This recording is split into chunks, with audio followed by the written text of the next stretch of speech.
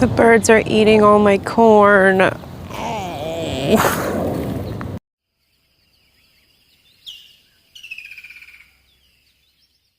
Well, howdy. We've cleaned up the garden. We've taken out the peas, the lettuce. It's time. It's mid-June, zone 5. And so we're making room for our tomatoes. Look at those babies. But the discussion today is on the corns. So we'll get there in a second. We're on our way. Thinned out some beets. Oh my god, juicy, juicy beets. So delicious. Ringed beets and Detroit dark red beets. The Detroit red dark beets win everything. I'm going to come back out here in a couple of days and thin them out a little more. Maybe just harvest them all. Because for my next trick, I will learn canning. Can you imagine? The middle of winter and you can pull some beets out. Make a beet salad with your garlic and onions. Ooh. Speaking of garlic, we trim the scapes. Y'all know the scapes, those curly cues that come up. If they flower, they're really pretty, but they do take away so much of the energy of the plant from the bulb, and the bulbs will be itty bitty. So trim your scapes, freeze some of them, cook some of them. Oh, so good. Garlic everything, right? And of course, the chipmunks and Mother Nature have their own plans, so while that is the garden bed, some of them relocated. We'll see how those do. It's always fun to experiment. Most of the peas came out today to make room for the upcoming squash. Look at these. I did leave a couple of peas just to keep that nitrogen going. They don't take up a lot of real estate, unless you plant a lot, which I did. Come on, babies. Honeyboat squash, coming right up. I know you're here for the corn, right? Okay, just give me one more second. This is a fun little check-in.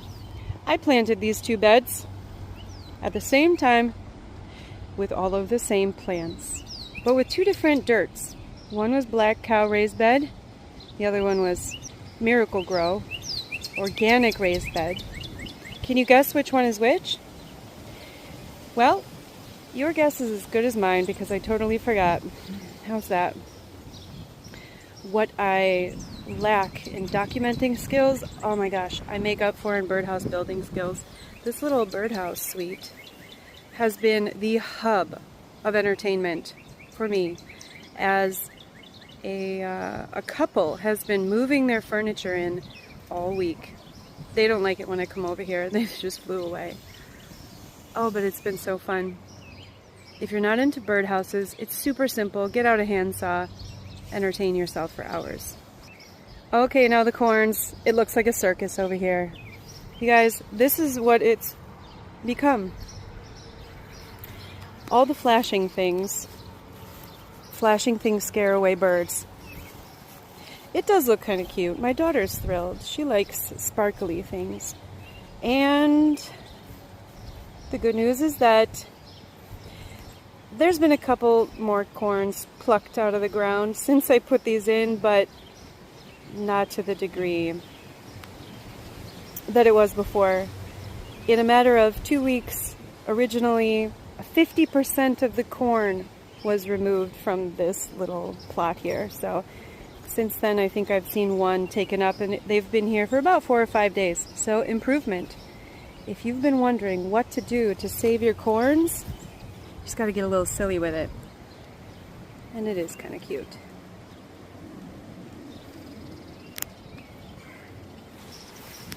Do you remember this bed? This is where we put some potatoes. We're experimenting with potatoes over here, actually all over the garden. We've got 4 different ways we're starting and planting potatoes. This here is the underdog, or so I thought, putting potatoes here because it gets the least amount of sun when things are trellised over here. So we'll still see, but good Lord, it's like a potato greens forest. And I know that you're worried about me in terms of what's going to happen when I harvest all my beets, but guess what? We've got more there. We've got more there and there. Strange. We'll see what happens. I'll try to jog my memory with something. Hey, little ladies. Yep, these are just a few of the pea plants that I'm leaving behind, and I just want to see I just want to see how they do. Big fat peas. Oh my goodness. It's amazing. It's so delicious. But they are getting a little stringy. Still super sweet if you can chew through the stringiness. Making way for the hot summer veggies. The potatoes, the yellow squash. Over yonder, we've got 2 green squashes. Potted up some potatoes, some carrots, waiting for all these beautifuls. And today's highlight is corns, but just a quick tip. It'll double your money here. Walk around your potato plants right about now and see if they're flowering. I did that earlier. You want to pick off all the flowers because just like the garlic, if you let them flower, the potato's size and flavor will change.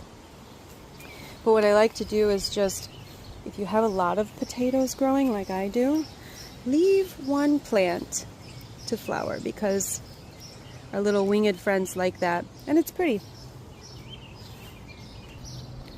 I just want to say thank you guys for joining me on this channel. All 4 of you make my day. And if you have any suggestions or tips for June planting, right? We're in the thick of it now. Got any ideas? Leave them down below. Hit the thumbs up if you like. And go build a birdhouse. Let's see, can we get some action?